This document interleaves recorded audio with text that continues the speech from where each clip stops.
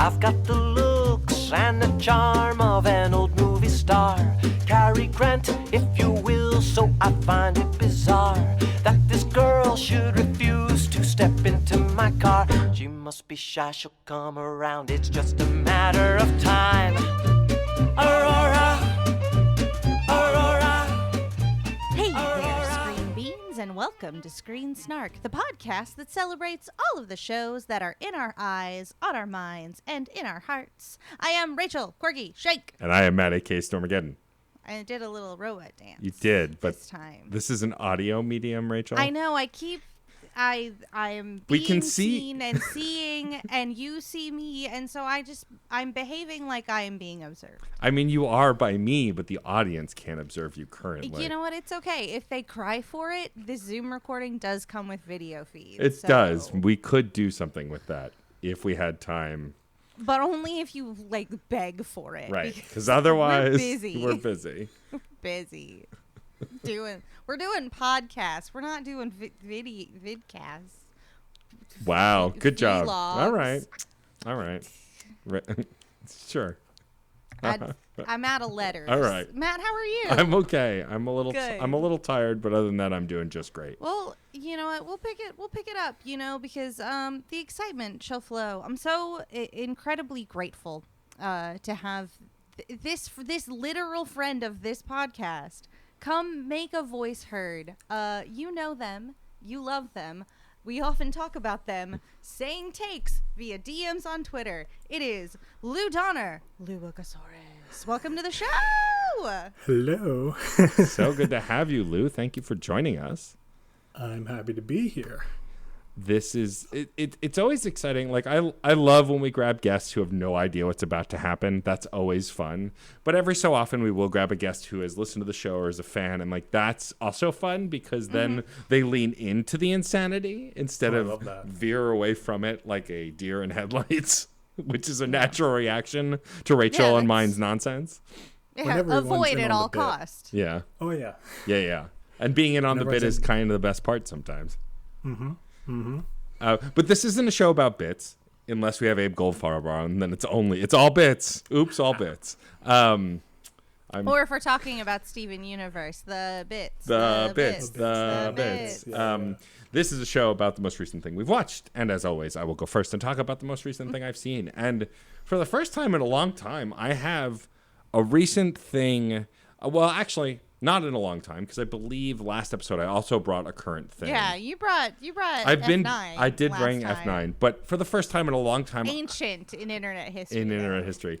I am bringing a current Marvel thing, which hasn't happened in a while. We talked briefly WandaVision and some other stuff, but I have not had a Marvel feature film to talk about. Finally, the long-awaited movie Black Widow has come out, and it is the last thing I watched. I watched it from the comfort of my own home, with the beauty of Disney Plus, and I really liked it a lot. I really enjoyed it. For those who haven't been following along, Black Widow's been in some version of finished for the last year, but due to the lockdown and everything else, Disney didn't want to release it yet. Marvel didn't want to release it yet, and I do understand to a degree now why. It is a very spectacle-heavy movie, and to just release it digitally, I feel like does take a little bit away from it. I did love watching it at home, but I do regret not seeing it in theaters because it is the kind of spectacle that would have been worthy of the theater, as often the Marvel movies are. But I had a blast. I am hot and cold on Scarlett Johansson depending on the day, but she is really good at playing this character and has done with with Black Widow what I don't think any other actress probably could have done. She did kind of make this character her own. Yeah. And the movie was a lot of fun. It was interesting. It gave me a lot of vibes of the 2000s and your Bourne movies and your Mission Impossible movies, just in the kind of action and the suspense and the comedy, those kind of movies always had that kind of moments of levity followed by really serious, intense stuff. And then it also gave me some vibes of the Sherlock movies too, the Johnny Depp Sherlock movies, just because it had that kind of heist or sleuth movie. There are reveals. You thought it was going this way, and then it jukes the other way. Your Ocean's movies too. Yeah. And I really thought the total package was great. I thought the cast was phenomenal. I've always liked David Harbour, but like he in this movie is literally feasting on the scenery in every scene he is in. Just the most decadent meal. It's just, and I love that. I also like that to see him disappear into a character like this. I mean, like a lot of folks know him for Stranger Things because that's one of the biggest things he's done. Yeah. But like this is such, and I haven't even watched that much Stranger Things, but this is clearly very much diverges from that character and in a huge way. And of course, I am a Florence Pugh stan. She is amazing, and she is so good as Yelena in this. She reminds me of like a Lady Hawkeye almost a little bit, just in her quips and her sarcasm, which I often associate with Hawkeye. I'd say the biggest complaint I have about this movie is that there are some things that I don't think are paid off in the way that I'd like them to. I'm going to avoid spoilers because it's still a fairly new movie. But it is obvious that Taskmaster's in this movie, and I will just say that Taskmaster isn't what I expected. And I think Taskmaster was utilized really well, but could have been utilized better with the way they were going. The payoff wasn't as could have been more integral to the movie than it was. It was still good. And that said, I do understand people's complaints about changing the characterization of Taskmaster. As we've seen in the trailers, Taskmaster is fairly robotic and kind of like all action and no talking. And that's against what Taskmaster was in the cartoons and in the comics, kind of quippy, not necessarily like Deadpool, but like sarcastic mercenary. And like often in the comics would throw barbs with Black Widow verbally, and there wasn't any of that in this, which is kind of a bummer. But that said, I still think it was a brilliant way of utilizing a character that isn't used that much in the media. And hopefully the character will come back and maybe be a little more quippy after this movie. I don't know. Because I guess, spoiler alert, the character doesn't die. Taskmaster survives this movie. So, but I know, Rachel, you've gone into depth on your very Marvel-related podcast about it. But like, as far as I understood, you really enjoyed it as well. Oh, I had such a fun time. I honestly, I don't require too much when it comes to Marvel movies. Is it big? Is it dumb? Is it fun? Right. Then I'm fine, and this one was all of those. It was big, it was dumb, it was fun. And it also like did a little bit extra. It like took this to a third act that we don't often get to see in Marvel. Like it deviates from that for the improvement of the piece. It's still a Marvel third act, and it's gonna do what it's gonna do, but the meat and the potatoes. Yeah. Like doing some good stuff. I liked it. Yeah, I mean, I would agree. I think the third act is very Marvel-y, but it sprinkles in enough like story, narrative, and like growth that it feels more than a typical third act. This seems like an evolution for Marvel, and not to steal the words of you and Scott on the other pod, but you guys alluded to there, and I'll agree here. To make it an official what is this, a crossover episode? Sorry. That it looks like Marvel is leaning towards changing up some of the basics. While the third act is still very Marvel-y, this director clearly, had her hands in it and was able to make it more than it would have just been in a Russo brothers' hands. And I like the Russo brothers. I do like the movies they've done. But I think that between this and how Endgame was and how the Marvel shows have been, I think it's looking like they're letting them get a little dirtier, and I appreciate that. Like, we're not going to talk about Loki at length here, but I did watch all of it, and it was essentially Marvel's Doctor Who, and I loved that about it. I think that they let this character, they let Tom Hiddleston just be Loki, and made the show, and I think Black Widow has had long moments and feature moments in all the movies, but they really let her be a character, have growth, have banter. Yeah. And all the characters they put around her also felt very real. Even the minute we meet Yelena, I believe her. I feel the character. I understand her. Yeah. And it also does what I really like the John Wick series doing, where it's like expanding on the mythos Yeah. to the delight of like, okay, cool. Now how would how would Black Widow gallivant around the world after the events of Civil War? Yep. And you get to sort of like expound on that and sort of see like these pockets of her history like coming up in really cool and fun ways. Yeah. I'm gonna go watch it again.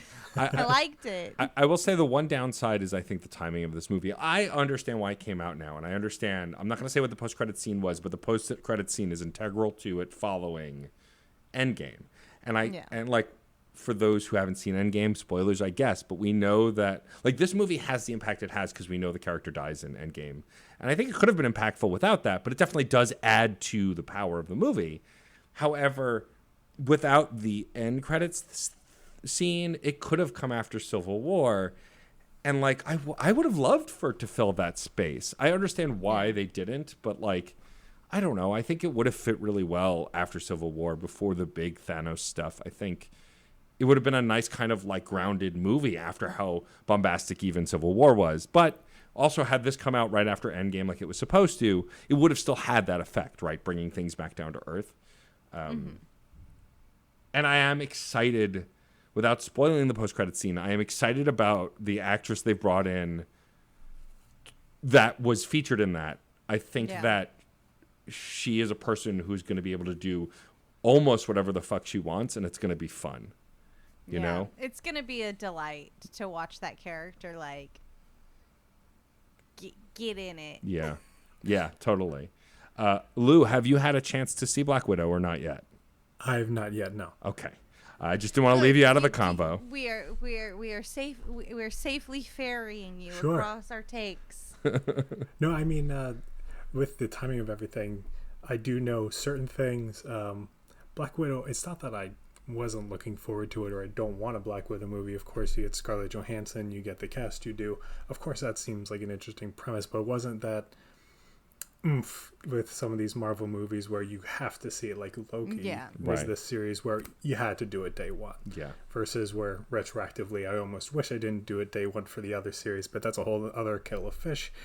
But I'm hearing great things, and it's interesting to hear how it's progressing. Marvel wants to progress after this, but also is tied to certain things because you mentioned how they handle a certain character. And I feel like there's almost been a reaction to backlash from certain decisions Marvel has made, so they don't know what to do with certain decisions sometimes if it's not copy and pasted from those panels. Yeah. But it sounds like to me overall it's very worth the wait or worth the while. People I've talked to have recommended it to me over and over again, so I'll definitely check it out. Yeah, I think for me, ultimately, I was worried that it wasn't going to live up to some of the spectacle that we've had. And like, again, like what's been a really big struggle for me, honestly, with the Marvel movies lately is I love Black Widow as a character. I love Hawkeye as a character. But the two actors playing those characters are more or less jackasses and tools. And like, it bums me out, right? Like, I love Clint. And I even like Jeremy Renner's portrayal of Clint. I think it's really great. Yeah. But Jeremy Renner as a person is kind of a jackass, and that's just made it so hard. And like, I am excited that Haley's, I can't remember her, Haley Stanfield is playing Kate Bishop. She's a phenomenal singer. She was phenomenal in Spider-Verse. So I'm so excited that she's getting into the MCU proper as this character as well. But like, and I'm excited for the mantle to be handed off because Kate Bishop is also snarky and it is essentially a Lady Hawkeye, like personality-wise. Yeah, she's practically an Avenger. Practically. And so, like, you know, I'm excited to see and just the same, like, I love Florence Pugh. She's great. And I'm kind of excited to see the mantle handed off there, which I kind of assumed before even seeing this movie. Like, obviously, Yelena is someone else from the Black Widow program. She will somehow, in the Marvel movies going forward, probably become the next Black Widow, though it's not been officially said. That's my theory. Like, she does a good job of not trying to be Scarlett Johansson, but still Yeah. doing some cool things that will be like, oh yeah, another Black Widow. This is cool. But we'll see. You know, I highly recommend it if anyone's on the fence. It really has a lot of heart that I wasn't expecting. Like, there are some moments during the family dinner scene, which they've teased in the trailers. Like, I thought I knew where that scene was going, and I didn't. And that was really nice to see. Like, there are quiet moments in this Marvel movie that really make it compete with some other really heartfelt movies that I've seen in recent years. And that was what really surprised me. And so, yeah. If you're on the fence, definitely check out Black Widow. Yeah. And Who's it gonna hurt? and also, if you're not really a giant fan of Marvel movies, but you like the Bourne series and John Wick, you might still enjoy this movie.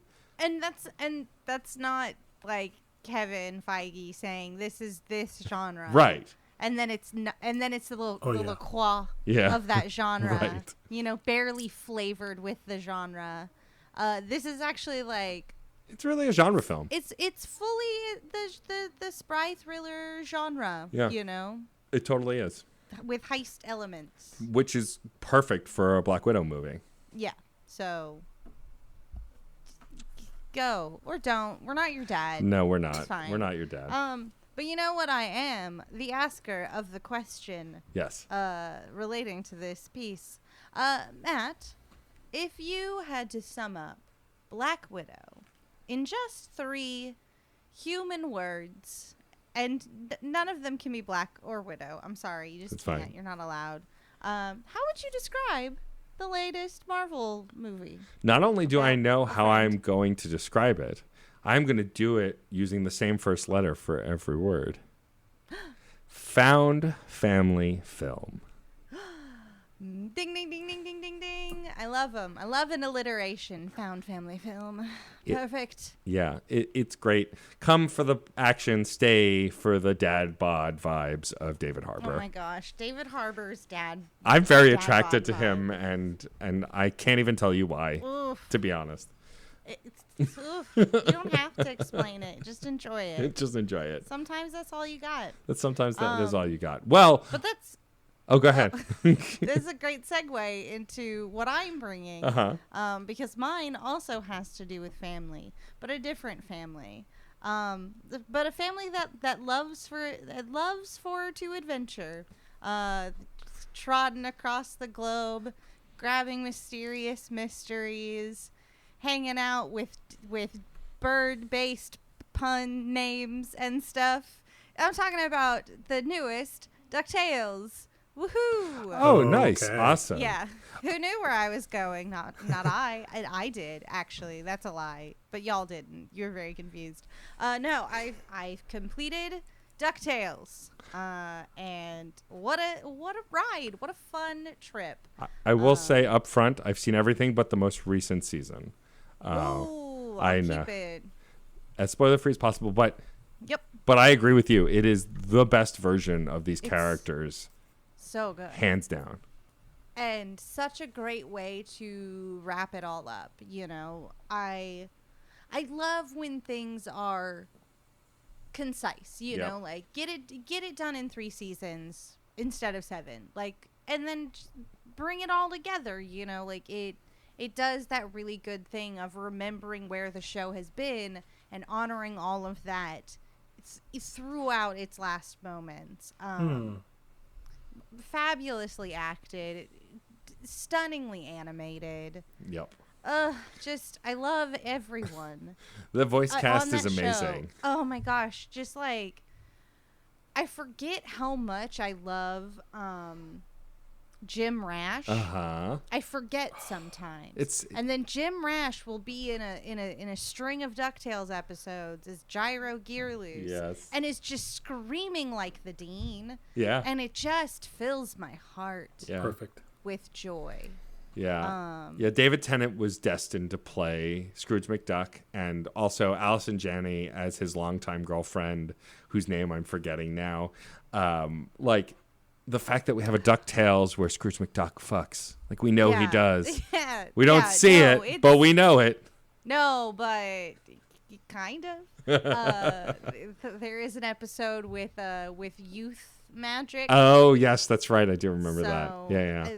that I don't think that's too spoilery. No. But like, Yeah, it really is masterfully done, and you're right. It does remember where it's come from, and not only that, it honors the thing that came before it. Like it's no secret that. oh, I just meant within the arc of this particular storyline. Oh, really? With just season Like, 3? Yeah, just season 3, remembering 2 and 1, Yeah. and like all the ancillary characters that we've come to love and hang out with. You know, the Beagles. You know, Darkwing. Yeah, all of them. They're all important at the end. They're a big cluster. That's amazing. The way this show handles also properties outside of it to pay homage is brilliant. And like the whole, like, I don't want to even spoil the Darkwing Duck stuff from season 2 because it was so masterfully done.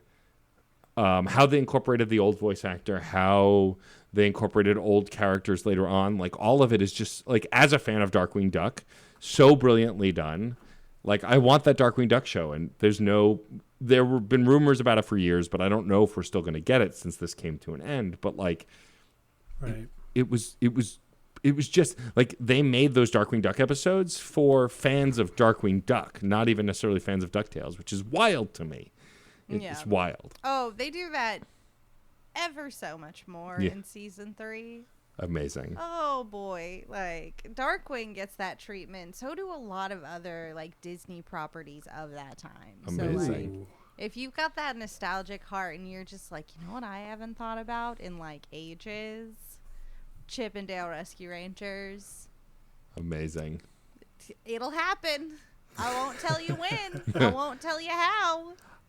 I may have seen a few episodes from season 3. I do distinctly remember the incredible Jason Mantzoukas as Steelbeak, which is just inspired casting. Cannot believe that Jason Mantzoukas has so very much owned the phrase dum-dums that he gets to say it In in like everything. everything now. It does. It rules. It does. It's like the best. Yeah. It's He just needs to say that in the next John Wick movie. That's all I'm saying. yeah. He's got to be there and say dum dums. Yeah. And like this, like everything they did with Della and the moon in season 2, and like her singing the moon theme from DuckTales with lyrics, like they recreated the NES moon theme and then had her sing over it. Like, I wept like a baby during that. Like, it's just, it's clear that the creator was a fan of the original and did not want to undermine what the original was and just pay homage. And then like the comedy is so brilliant. Like, what was it, season 1 when Don Cheadle was the speaking voice of Donald Duck? Like, Yeah. which is just such a brilliant idea. So silly. It's so good. I love it. Yeah, just it's having so much fun, and that rules because it's having fun in a new way with these like tried and true characters. It's got that similar vibe to Black Widow where it's like, I understand these characters very much. They've been around for decades, but like getting to really dig into their individuality and more of their history and more of their family, it's really fun. Yeah, totally. And like, Also, special shout out to Kate Micucci, who as Webigail is just... I love Kate Micucci and everything. It's the best casting you Incredible. could have done Yeah. for Webigail Vanderquack. Yeah, I agree. My shout out is, of course, to Lin-Manuel Miranda as Yes. Gizmo Duck, but what's his Fenton. What I love is that like Fenton never looked different from the other ducks, but because Lin-Manuel Miranda was playing him, they made him tan. Like, that's just such a lovely little nod. And like, I believe is canonically like a Hispanic character in this version of DuckTales, which is so brilliant. Cabrera is in his name now. Yeah. And like, they didn't have to do that. Like, they could have made him, like, often people of color have voiced white characters. And technically these ducks don't have nationalities. I mean, I guess they do. That's not true. But it's always been like a kind of weird thing. They live in Duckburg. Great They area, have yeah. that at the very least. But like, to do that for Lin-Manuel Miranda in that character, I think is really great. Yeah. And like, also these actors are, like you mentioned, Jim Rash playing Gyro, like just elevating these characters, making him more maniacal, kind of mad scientist-y. Like, Accidentally building evil robots. Yeah. Not meaning they just always turn evil. Yeah. Can't help it. They just add so Not much more allowed. story to this in a way that I think really suited the characters, suited the show. And like it gives me vibes of Gravity Falls and Steven Universe and other shows that are clearly made for kids, but also understand that there's an adult audience that will also take something from it, but is not required. That definite all ages vibe. Yeah. All ages doesn't mean dumb enough for kids and parents can tolerate. It actually means it's for everyone and it's enjoyable by everyone. It Yeah, there's means nuance. my partner Yes. and I, both of whom are in our 30s, watched the hell out of this series and loved it Yeah. so much. Adventure. That's Adventure. incredible. No. Please watch this. Yes. Oh, I definitely will. It's David Tennant. We didn't even say Scrooge McDuck. Come on. Just- The way Tennant can yelp in that Scottish accent. Huh? Just Magical. my ghost goes to heaven every day. He's like, well, bless me back, and he's just like up there with it, and I just can't. It's amazing. Bless me bagpipes. Bless me bagpipes indeed. Yeah, it really is masterfully done. If you're a fan of a lot of modern animation that we've talked about on this show, absolutely watch it. But also, even if you're a parent looking for something to watch with your kids who have no context, like this is still a great show. Now I'm just holding my breath and waiting with bated breath for my Gargoyles reboot / continuation. I want it. God, if nothing was a sign more that I was bisexual than wanting both Goliath and Demona at the same time, I don't know what was. Like, I don't know how I thought I was straight as a kid, but loved both of those characters to death. Just don't know. Anyway, enough about my queerness and obsession with monsters and monster fucking. We can never get enough queerness. That's I true. believe. Yeah, I agree. I mean, monsters are coded queer. Yes, Historically. correct. Thanks to the Hays Code. Like this is what we've got. Of course we stole the Babadook. Are you look at that top hat, like this is our whole vibe. Like no one should be surprised. Nobody should be surprised. Rachel, if you had to Yes. sum up the current DuckTales in just 3 words without the word DuckTales, which is 1 word in the title, Yeah. and without the words bless me bagpipes, because You can't. you've already You said it. can't. No, but I often use the 3 words All that I right. say. All right. You've ruined my joke. It was gonna be "bless me bagpipes" I'm- because I I'm said ter- it and I was like, "That's 3 words," and I love it, and it's perfect. I ruin because everything. I'm terrible. It took my body to the stars. To the stars. Like, I was up in space, staring down and just living up, like having my Captain Marvel moment in space, just like I'm born. All right. Well, Bless me bagpipes. bless me bagpipes is 1 3-word review. Do you have another 3-word review? Oh, family is adventure. Amazing. Love it. Love it. Love it. Love it. I know. I do too. That's why I watched it. Well, now our incredible guest, Lou Donner. What Yes. you, my friend, have you brought for us to discuss today? What is the most recent thing that you have watched? Let's get in it. Well, I want to talk a few things because I've been trying to balance a few things. Specifically, wrestling I've had an odd relationship with, and kind of to talk about kind of just queerness. And there is a current, not faction, federation, I guess you'd almost call it, of Enjoy Wrestling on YouTube. It is phenomenal. It is queer. It is inclusive. You got intergender wrestling. It's not a big deal. It's just yeah, of course they're gonna fight because who cares. And it's beautiful, and I highly recommend everyone checking out on YouTube. That's Enjoy Wrestling. Again, so I've been catching up with that, watching some other things. I watched 2 movies this weekend, but the one that I feel is appropriate to bring up, the one I'm bringing to the table, is Crimson Peak, kind of to get back to the whole monsters and the idea of romance and everything. This was, of course, a Guillermo del Toro piece from 2015. It was the one he made after Pacific Rim. He really wanted to get kind of back on his own game, as it were. I have another word for that, but it's a 4-letter word for that, but I gotta keep it PG. But it very much felt him. It was pitched as a horror, and it has horror elements, but it's very much not that. It is very much a romance story and a ghost story, and a story about it almost like it, just going back to that Victorian era of what growing up meant and what coming into the world as an adult in your 20s especially meant. And I was particularly just very intrigued, and I don't know if it was the Loki-ness of recent times that got me thinking of Tom Hiddleston, but it's like, I've heard Tom Hiddleston really acts his butt off in this, and he did not disappoint in Crimson Peak.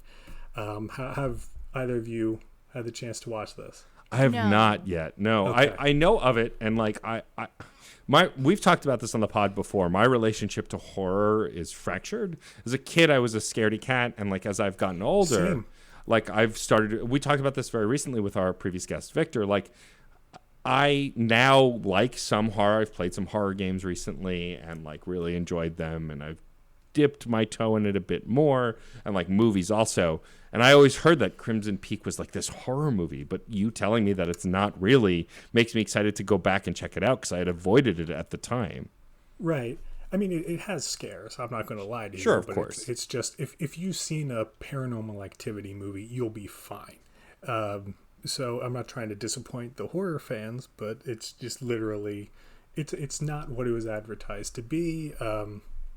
I also, in the the weeks leading to this, I almost built up for it because it's been a while since I've gone into horror. The closest thing I watched with horror was oh my gosh, the vampire show. I can't believe I forgot the name What of We it. Do on in the Hulu. Shadows? Yeah, What We Do in the Shadows. Yeah, that was the I'm closest here. thing to horror. This gay's gotcha. Don't worry. Oh yeah, all I was thinking is the Jackie Daytona show. But anyway, so I played Doom. I had a copy of the 2016 Doom Phenomenal game. that I started, and I dropped it because horror. But now I've been kind of just like, now just put it in your face and Right. see how you deal. And I kind of enjoyed it. Not enjoying it. It's hard to explain because it's not the gore of it all, but it's Right. the visceralness of it all in a Yeah. weird way, and the plot of it all. But anyway, to get back to Crimson Peak, so I felt much more prepared. I could sleep after that movie. I couldn't sleep after Babadook or a couple of other horror movies, but I could sleep after Crimson Peak.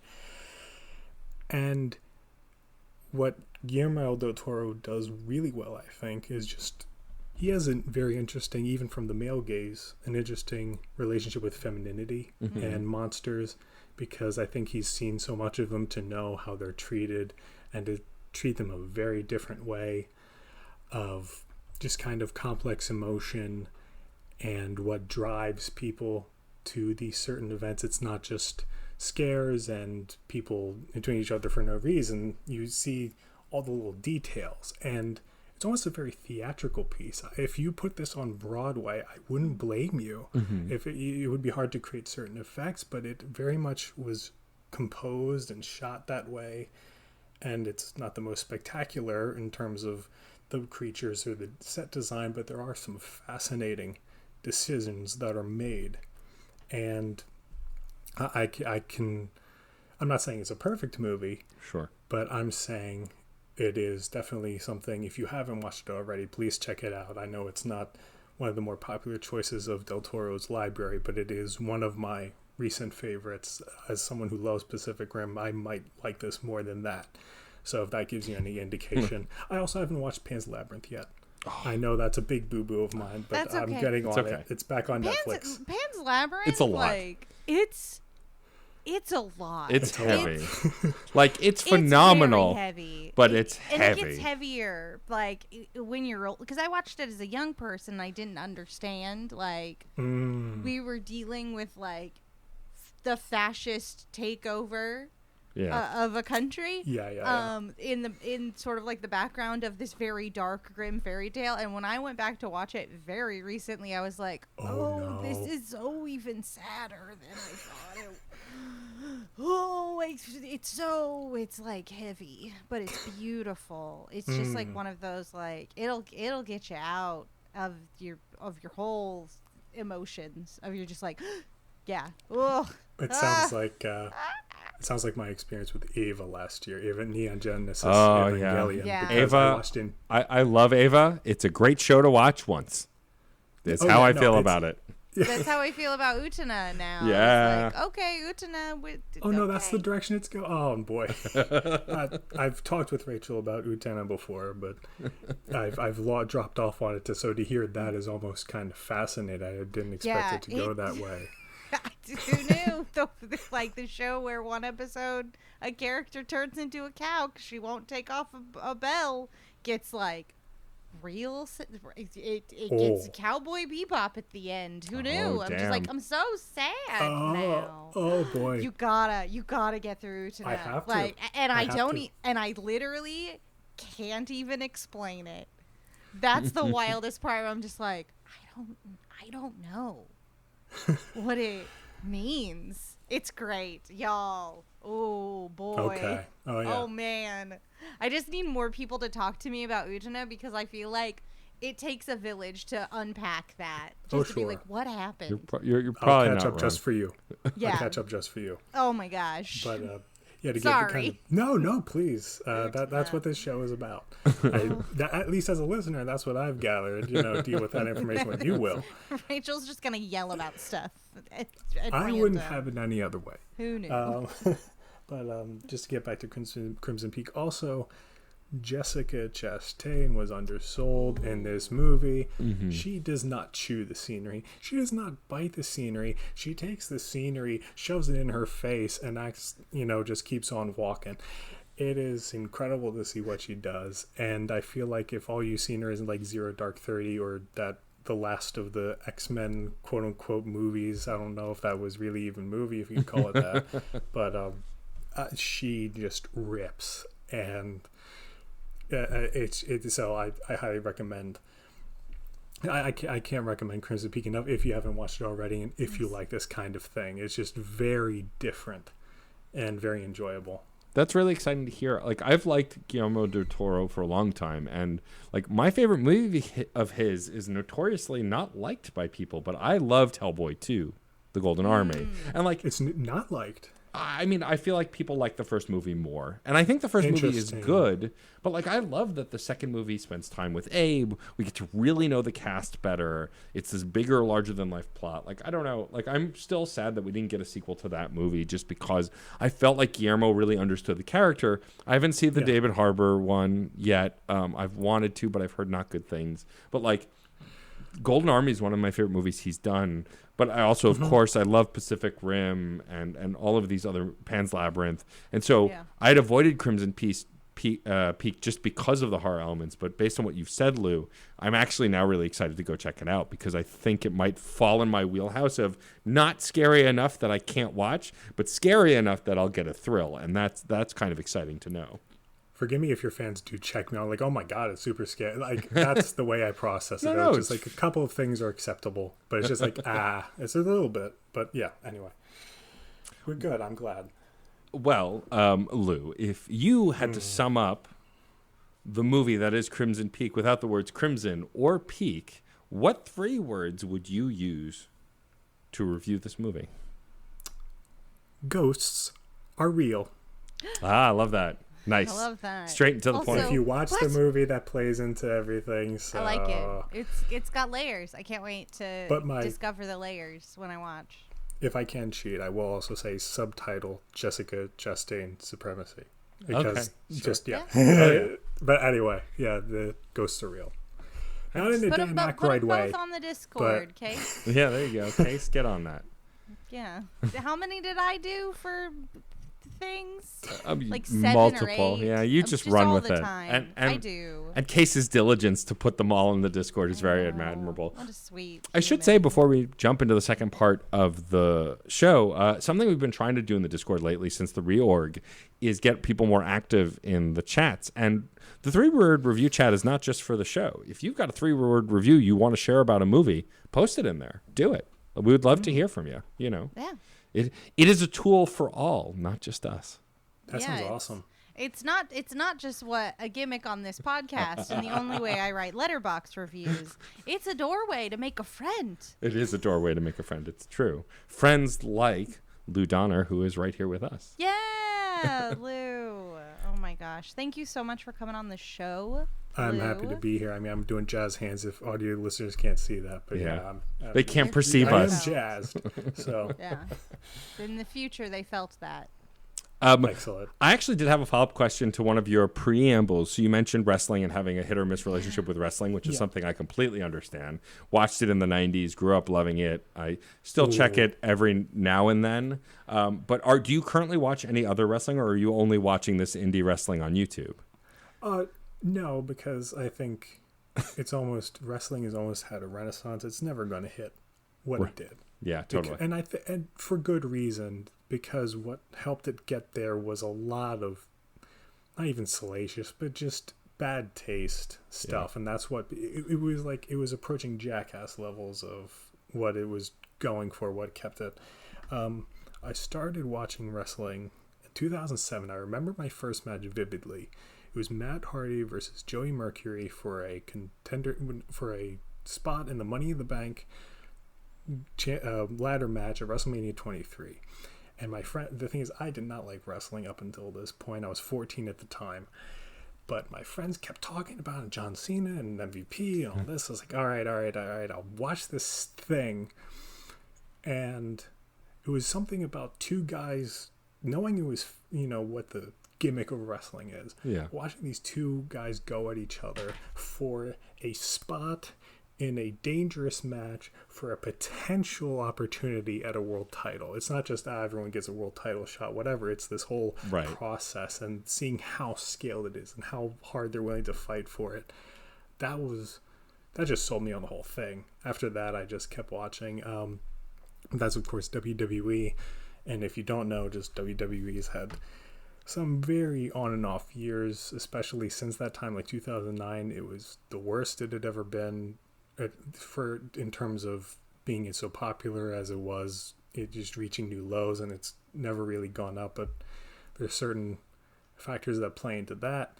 So then I started I would have dropped out if it wasn't for a friend in college. He mentioned a couple things, and then there was Lucha Underground, which is a wonderful thing. I recommend checking it out. It's great. I mean, my favorite wrestling is Lucha Wrestling. It's the best. But to tie that, and I watch AEW now, and two of my favorite wrestlers are Pentagon Zero M and Rey Fenix, and they're the Lucha Brothers, and they're just spectacular to watch. I mean, the things they can do are at their age, it's insane. So, but yeah, that's kind of what I do now. I did watch Money in the Bank last night. As of this recording, it was last night, January 19th. That was a good show, though. Thing is, they're learning certain things. I'm sorry, that was 2 nights ago. Oh my god. Anyway, It's okay. the 18th. It's okay. Yeah. What is- Time is a it was- construct. I know. It was 2 days ago. It was 1,000 years ago. It's all the also same. in the future for our listeners to discover. Any of But that. yeah. Any and all of that is possible.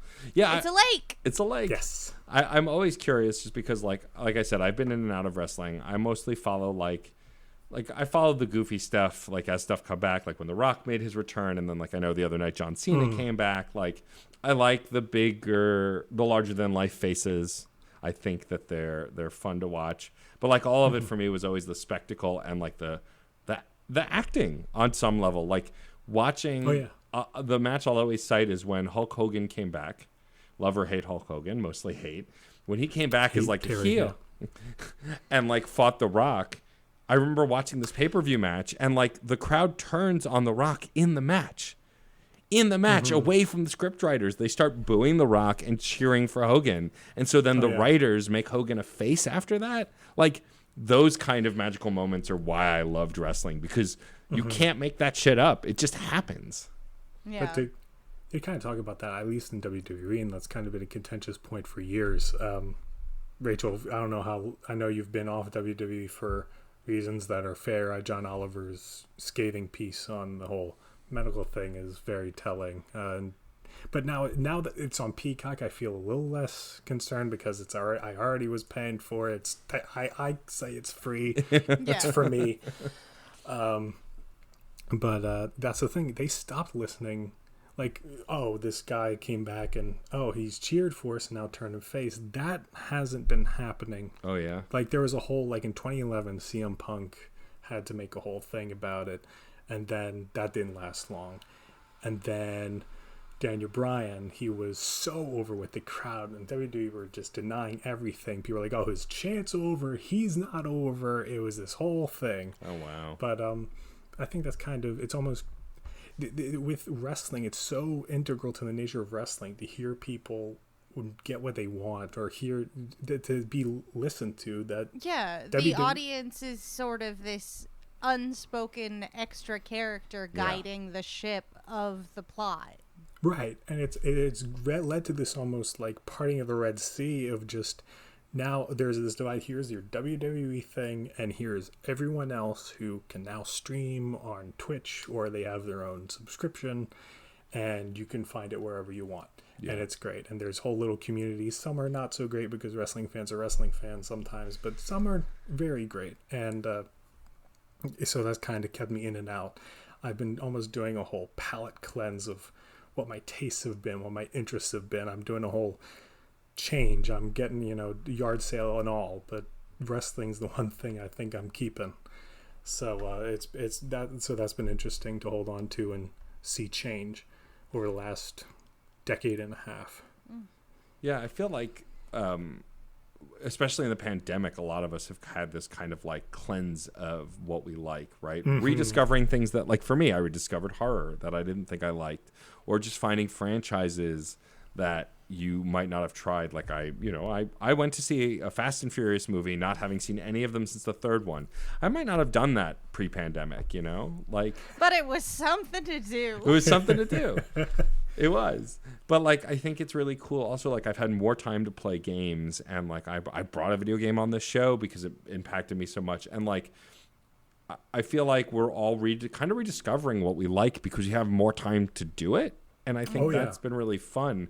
A lot of recommendations from Rachel I've watched because I have the time. Owl House is still on the list. I know there are listeners who've been yelling at me to watch Owl House. I promise it's coming. I will watch it. I promise. But it's been fascinating to see how people are engaging with media during the pandemic and the knock on wood post-pandemic. Yeah, and also I think a lot of that is dictated by our autonomy in things. We're sort of being influenced by ourselves in this time. Yes. And just I'm going to do the thing that I want to do, and you're not really getting a lot of that outward input, from your day-to-day, where someone that you're having a drink after work with was like, did you see such and such and such? You kind of were able to just go, but I've always been curious about Cowboy Bebop. I'm going to finally get through it, And then now you've seen the greatest anime ever made. It's very, very good. I like it very, very much. Also, an anime I think I'll watch once. Yeah, that's fair. Oh, that's fair. That's an anime that on Adult Swim I could watch whenever, because episodes out of context, great. Very good standalone episodes. But I think I'm gonna do like I do with Firefly. I just don't watch the last one. Yeah, that's pretty much it. Because if I leave it at the one before the final arc, then they just continue their space adventures forever, and I don't have to know that the show got canceled or that it ends. Exactly. Haha! Have you watched? Have you watched the movie yet? I win. No, I haven't. Okay, movie's very good. Soon. Yeah, movie's very good, and it's another adventure amongst it takes place before the finale. Movie's very good. It has a killer bop of a soundtrack too, of course. Oh, I can only believe that. I can't be skeptical. Cannot be skeptical. I don't Not- have the capacity. It's not to be possible. skeptical. Has there been any media, Lou, that you feel like you've really connected with over the last year? What We Do in the Shadows, and almost that's kind of been part of it, because like vampires, there's Dracula, and there's kind of a certain presentation, and even a stereotyping of that presentation and a meta of that. That's opened me up, because it's like horror has an access to humanity I don't think a lot of other things do. Yeah. That now that I'm getting into it, because I've watched a lot of things and it's like, oh, it's good, but they can only go so far because it's comedy, and comedy can go stretches too, but like that's almost, you have to hit brilliance. Horror, you have access to more visceral things, Right. and when you're talking about mortality in late stage capitalism, almost like, what the hell is the point of immortality at this point, and Right. what's the value to these people, and have you thought of what a vampire is doing when they're not in a movie tearing someone apart, that kind of thing. But new comfort that has replaced almost every comfort that I've come to know and embrace is the Lord of the Rings, because I avoided that because I wasn't into fantasy, but now I'm all in on fantasy, and holy shit, I'm kicking myself for being. Speaking of hiding the gay, Yeah. in Oh my plain God. sight. So gay. Come gay, on. Gay. Everybody. Gay. Everybody's so Everybody. so very gay. Gay baby's first day out over there with the hair and the ears. Like, what are we talking? It's so good. I gotta rewatch. I haven't rewatched them in a while, and like I was someone who was like teenager when they were in theaters, and like that's like a lot of people talk about the Matrix trilogy being a seminal trilogy in the theaters, and I get that, but for me it was Lord of the Rings because that one resolved before, and like I never liked, like, I'm not a Tolkien fan. I don't like his writing. I think it's boring and over Oh, I descriptive. love the writing, and I skipped through a lot of parts at a certain point where I was just like, where's someone talk again? But like the movies I thought were just so well done and so enjoyable, and like I mean, it's what got me to fall in love with Ian McKellen, right? Like his performance of Gandalf is why Gandalf is my favorite character, you know. And also, speaking of gay. Yeah, Such a gay wizard. And like Saruman, Christopher Lee made a career of being villains, but that movie is like made him iconic as a villain. Sure. Oh, absolutely. Like, just absolutely. Like, and it's funny because as a kid, like, I don't know who the hell Christopher Lee is. Like, oh, who's this old guy? And then you go back and watch like all of those old Dracula films, and man, that series The of literal descendant of Constantine was in a metal band, Christopher Lee. yeah. Oh man, He was great. His cover of I'm Don Quixote rips. so rips. You must listen. Yeah, you must. Required listening. That's on the list. But yeah, with Lord of the Rings especially, it's just, I feel like a lot of in this almost not almost, this commercialization and constant iteration of fantasy or sci-fantasy, what have you, there's no end. It's just, oh, get ready for more. But Lord of the Rings, not to spoil, but it has a hard end. And it's just like, at the end, it's just like, please go outside. Please live your life. We understand why we culturally value these things, at least back in when it was written. But for the love of God, adventure stories end, and they're good to end, but they're good to go through. And like that it reframed a lot of the way I think, and especially with how I consume media. And also, I think the movies are. I haven't read the books yet. So I can't speak on their quality. But I think the movies have that twinge of being just a little bit better, depending on who you ask, because they're written by women. Yeah. And women, I think, generally do fantasy just better. Yes, and agreed. There's that input of like, oh, the battle scene in the first movie, that was a total fabrication, but it was this genius move to get everything about your world's building done in a matter of minutes. Yeah. Otherwise, I that's lose my genius. mind when I realize how quick that prologue is. Yeah. Where it's just like, we did it, and we're here. Yeah, it's brilliant. Boom. I can imagine you spend an afternoon reading that tome Yeah. just to get to the beginning of what's the story. So, and I know there's Tolkien fans, and there's a whole lot. I mean, freaking Ian McKellen himself based Gandalf on Tolkien Yeah. and what his footage. So he's almost in his own books, and Yeah. it's complex, but just what I've been learning, I've fallen in love with those movies the more I watch the behind the scenes stuff. It's just phenomenal. That's been, if there's one media that has changed me over this last year, it's that 100%. That's amazing.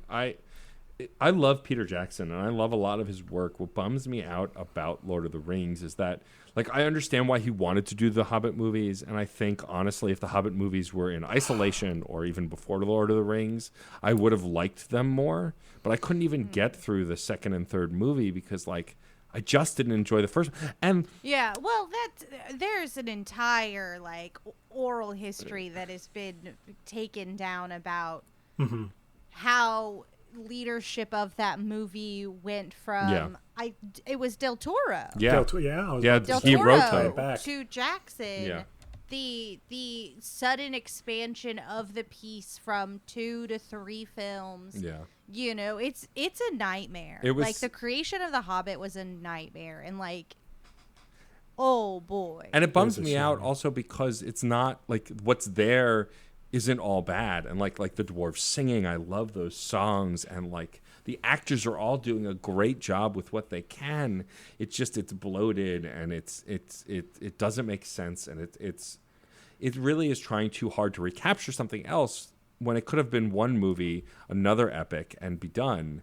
And that bums me out because again, I was excited for it. I love those original movies. Yeah, it's almost like the profit margin as incentive for the creation of art. Sully's the creation of said art. I don't understand. bad. I don't understand. Are you saying capitalism is bad, Rachel? Just I'm just saying that capitalism ruins Art. art. Yeah. Sequelitis and all that. I do think it's interesting just to, if I may. Yeah. I haven't delved into those at all because I was already not a Lord of the Rings fan. I was a staunch Space Wizards fan. Wink, wink. By 2011, and that whole beginning of my life. But we're not going to go there. So I just avoided those. But when I was even in the periphery, I was heard about, oh my gosh, the practical effects and all the achievements in Lord of the Rings, where half the time and now that I realize, oh, they just made medieval just happen. Oh, Yeah. this chainmail, yeah, they just made chainmail. They lost their fingertips, the fingerprints on their fingers, and then you cut that to, in the age of the internet, Ian McKellen crying, breaking down on a set on a green screen, surrounded, saying, this is not what I act to do. This is not what I do. Yeah. And I think that's, to me, that contrast, speaks to the whole matter. Yeah. Of just how far gone those films went. Sure, and I get that. Yeah, but like on the other hand, like all of the footage of Benedict Cumberbatch capturing Smaug, I thought Sure. so cool, right? Looks awesome, and when you see the final product, it looks awesome, and it's like I get that and how that and the Ian McKellen thing are all from the same thing. Like it's mind-boggling a little bit.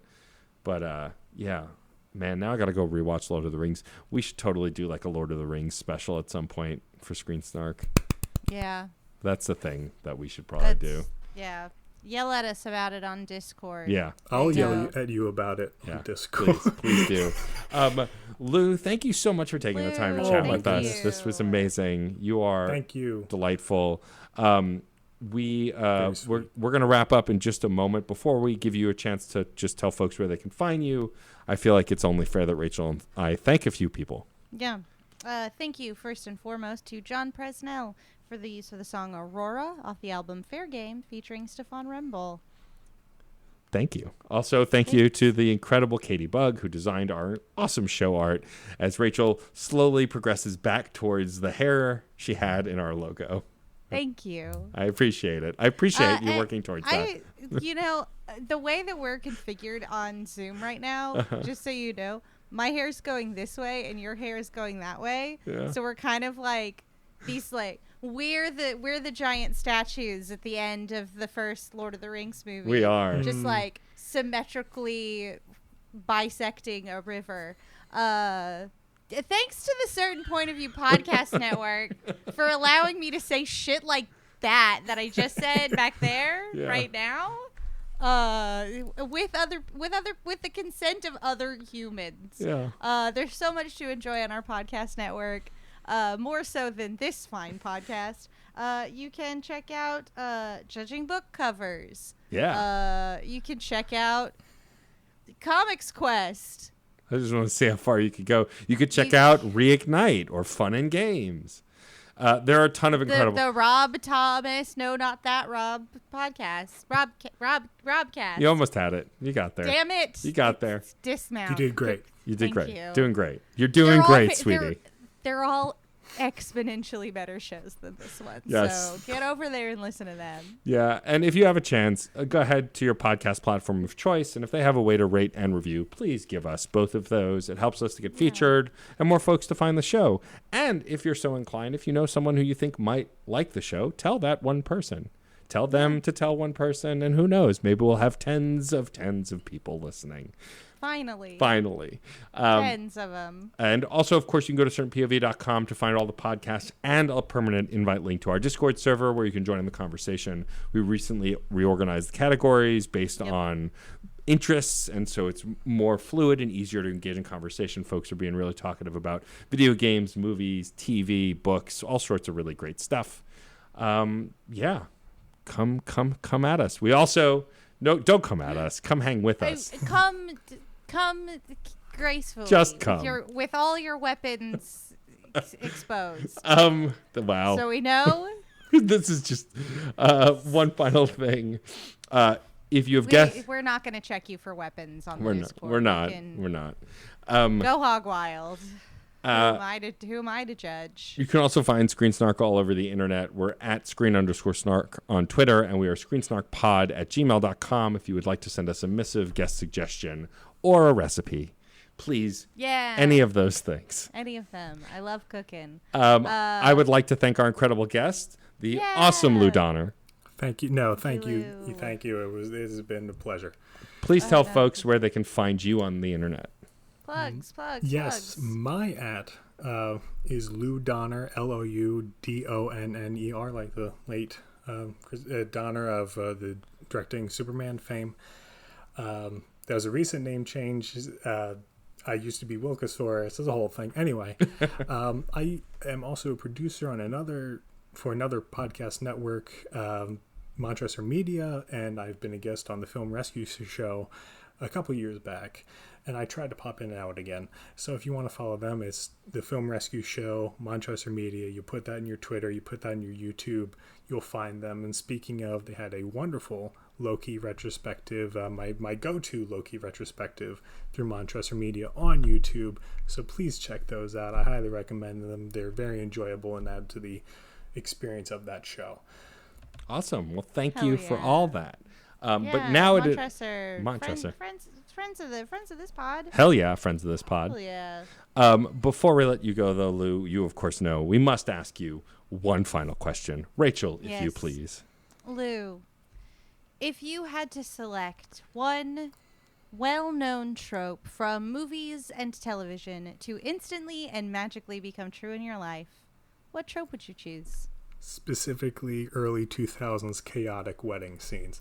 There was a time where romance used to rule movies. Wedding scenes were never peaceful, and it's even a trope in wrestling. Weddings are never peaceful.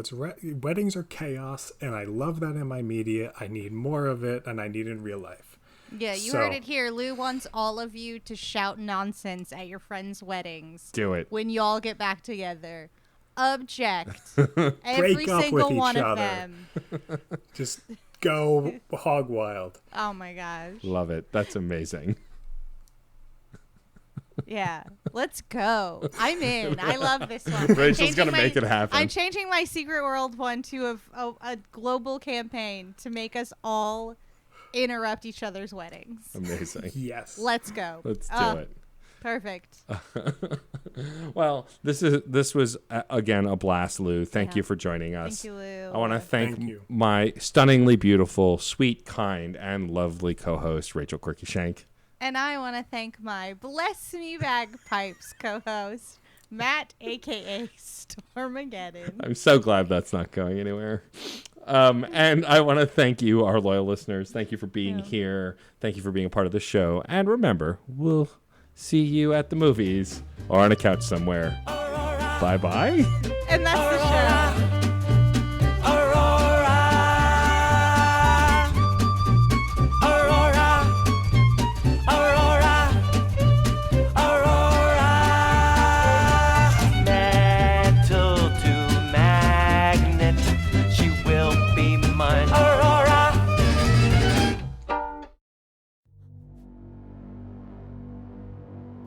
We've made difficult decisions.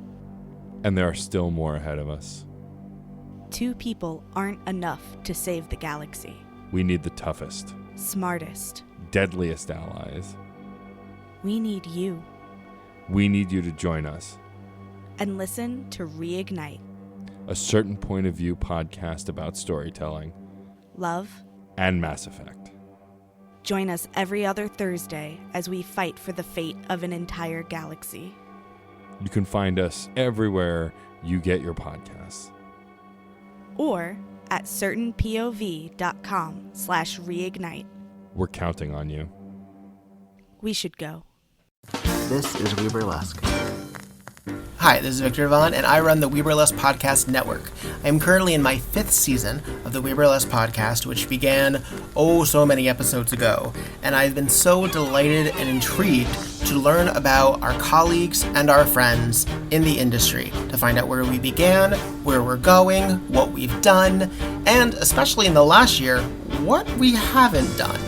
So if you enjoy being a wallflower in the dressing room and hearing all about what we do, why we do it, and what's left to do, please go to Apple, Spotify, Stitcher, iHeartRadio, Google, Libsyn, and probably some other ones I don't even know about. Oh, we're on Audible now. How neat is that? We're on frickin' Audible. Oh, so go to your platform of choice, hit subscribe when you find We Burlesque. That's WEBURLESQUE. I should know how to spell it by now. So, or you can go to WeBurlesquePodcast.com. That's all one word. That's WEBURLESQUEPODCAST.com. Yeah, that should do it. Or on Instagram at WEBURLESQUE. That's it. Hi. So, anyway, be well, be safe, and let's talk.